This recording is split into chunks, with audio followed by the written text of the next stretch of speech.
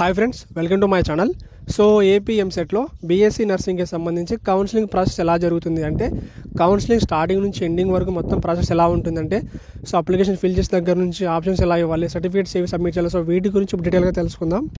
వీడియోలోకి వెళ్లే ముందు మన ఛానల్లో బీఎస్సీ నర్సింగ్ కౌన్సిలింగ్కి సంబంధించి ప్రతి విషయం కూడా అంటే ఏ ఇన్ఫర్మేషన్ ఉన్నా సరే మన ఛానల్ అందరికంటే ఫాస్ట్గా అప్డేట్ చేయడం జరుగుతుంది. సో కాబట్టి తప్పకుండా సబ్స్క్రైబ్ చేసుకుని గంట సింబల్ ఆన్ చేసుకోండి. అలా చేయడం వల్ల మన ఛానల్ ఏ వీడియో పోస్ట్ చేసినా మీ వీడియో నోటిఫికేషన్ అయితే వస్తుంది. అన్నిటికంటే ముందుగా మనం బీఎస్సీ నర్సింగ్కి సంబంధించి కౌన్సిలింగ్ ఎప్పుడు స్టార్ట్ చేస్తారో చూసుకుంటే, సో కౌన్సిలింగ్ వచ్చేసి మనకి ఆగస్ట్ లాస్ట్ వీక్లో స్టార్ట్ చేసే అవకాశం అయితే ఉంది. సో ఇంకా కౌన్సిలింగ్కి సంబంధించి ప్రాసెస్ ఎలా ఉంటుందో చూసుకుంటే, సో కౌన్సిలింగ్ వచ్చేసి మనకి డాక్టర్ వైఎస్ఆర్ హెల్త్ యూనివర్సిటీ సైడ్లో స్టార్ట్ చేస్తారు. సో ఇక్కడ కనిపిస్తున్నది ఈ విధంగా అయితే మనకి డాక్టర్ వైఎస్ఆర్ హెల్త్ యూనివర్సిటీ సైడ్లో మనకి బీఎస్సీ నర్సింగ్కి సంబంధించి కౌన్సిలింగ్ అయితే స్టార్ట్ చేస్తారు. సో ఇప్పుడు మీరు చూస్తున్న ఈ ఫొటోస్ ఇవన్నీ కూడా లాస్ట్ ఇయర్కి సంబంధించినవి. సో మనకి బీఎస్సీ నర్సింగ్కి సంబంధించి మనకి అఫీషియల్ సైట్లో సో బీఎస్సీ నర్సింగ్ ప్రాస్పెక్టస్ 2024-2025 అని చెప్పేసి మనకి సో ఒక పీడిఎఫ్ అక్కడ కనిపిస్తుంది అనమాట. సో అక్కడ క్లిక్ చేసి మనకి ఆటోమేటిక్గా పీడిఎఫ్ అయితే ఓపెన్ అవుతుంది. సో అందులో మనకి ఓపెన్ చేసిన తర్వాత ఇలా అయితే కనిపిస్తుంది అనమాట. ఇందులో మనకి బీఎస్సీ నర్సింగ్ కౌన్సిలింగ్కి సంబంధించి అంటే డేట్స్ కావచ్చు, ఫీజు కావచ్చు, ప్రాసెస్ కావచ్చు, స్టెప్స్ ఏంటి కావచ్చు, సో వీటి గురించి ఇందులో డీటెయిల్గా ఉంటుంది. సో ఇంకా మనం కౌన్సిలింగ్కి సంబంధించి అప్లికేషన్ లింక్ ఎక్కడ ఉంటుందో చూసుకుంటే, సో ఇక్కడ కనిపిస్తుంది సెకండ్ పాయింట్ దగ్గర so availability of application form అని చెప్పేసి అక్కడ మనకు ఉంటుంది. సో అక్కడ మనం బ్లూ కలర్ ఉంటుంది, క్లిక్ చేస్తే మనకి ఆటోమేటిక్గా అప్లికేషన్కి సంబంధించి మనకి లింక్ అయితే ఓపెన్ అవుతుంది.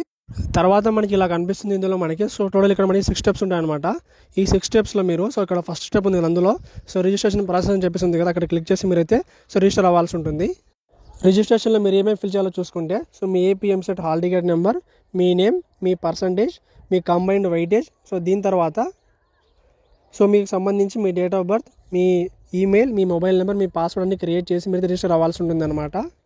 సో రిజిస్టర్ చేసుకున్న తర్వాత మీరు సెకండ్ స్టెప్ దగ్గర చూసుకున్న అందులో మనకి సో లాగిన్ ప్రాసెస్ అని చెప్పేసి ఉందన్నమాట. అంటే అక్కడ మీరు క్లిక్ చేసి సో మీరు లాగిన్ అయితే అవ్వాల్సి ఉంటుంది.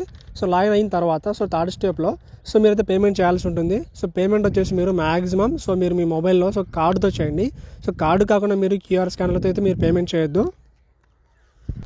సో పేమెంట్కి సంబంధించి మనకి ఇలా అయితే కనిపిస్తుంది అనమాట ఇందులో. సో మీకు నచ్చిన విధంగా మీరు పేమెంట్ చేయండి.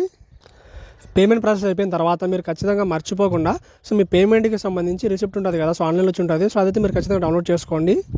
పేమెంట్ ప్రాసెస్ తర్వాత మీరు నెక్స్ట్ ఇంకా 4th స్టెప్లో మీ అప్లికేషన్ ఫిల్ చేయాల్సి ఉంటుంది అనమాట. సో అక్కడ క్లిక్ చేస్తే మీరు అప్లికేషన్లో ఏమేమి అప్లోడ్ చేయాలని చెప్పి అక్కడ డీటెయిల్ ఇస్తారనమాట. సో వాడిని బట్టి మీరు అక్కడ ఏమైతే అడిగి ఉంటారో సో అయితే మీరు అప్లోడ్ చేయండి.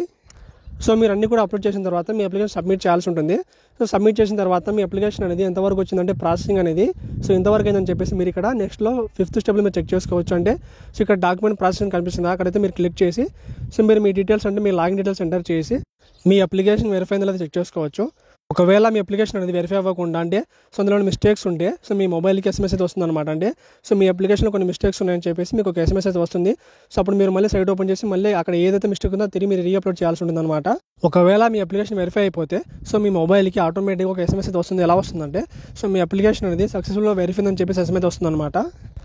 సో ఈ విధంగా మనకి బీఎస్సీ నర్సింగ్కి సంబంధించి టోటల్గా 6 స్టెప్స్లో మనకి రిజిస్ట్రేషన్కి సంబంధించిన ప్రాసెస్ అయితే ఉంటుంది. సో నెక్స్ట్ మనం బీఎస్సీ నర్సింగ్కి సంబంధించి కట్ ఆఫ్ చూసుకుంటే, సో కట్ ఆఫ్ వచ్చేసి వాళ్ళు మనకి ఫస్ట్ ఎలా రిలీజ్ చేస్తారంటే సో ఇంతవరకు లిమిట్ అని చెప్పేసి ఒక లిస్ట్ రిలీజ్ చేస్తారనమాట. అంటే ఆ లిస్ట్లో ఏమున్న వాళ్ళు మాత్రమే అప్లై చేసుకోవాలని చెప్పేసి ఒక లిస్ట్ రిలీజ్ చేస్తారు. సో మళ్ళీ కొన్ని డేస్ తర్వాత మనకి ఆ లిస్ట్లో ఉన్న ర్యాంక్స్ ఎక్స్టెండ్ చేస్తుంటే సో మళ్ళీ ఇంకా చాలామంది అప్లై చేసుకోవచ్చు అని చెప్పేసి మళ్ళీ ఇంకో లిస్ట్ రిలీజ్ చేస్తారు. సో దాని తర్వాత ఫైనల్గా సో థర్డ్ టైం ఎలా చేస్తారంటే సో ఇంకా బీఎస్సీ నర్సింగ్ అప్లై చేసుకోవాలంటే లిమిట్ అవసరం లేదు, బైపీసీలో చదివిన వాళ్ళు ఎవరైనా అప్లై చేసుకోవచ్చు అని చెప్పేసి మనకి ఇంకో లిస్ట్ రిలీజ్ చేస్తారు. కానీ మీకు బీఎస్సీ నర్సింగ్లో సీట్ రావాలంటే మీరు ఖచ్చితంగా ఏపీ ఎంసెట్ రాసి ఉండాలన్నమాట. ఏపీ ఎంసెట్ రాసి మీకు ఏపీ ఎంసెట్లో ర్యాంక్ అయితే ఖచ్చితంగా వచ్చి ఉండాలి. అంటే మీకు ఎంత ర్యాంక్ వచ్చినా పర్లేదు, ఖచ్చితంగా మీకు ర్యాంక్ అయితే వచ్చి ఉండాలి.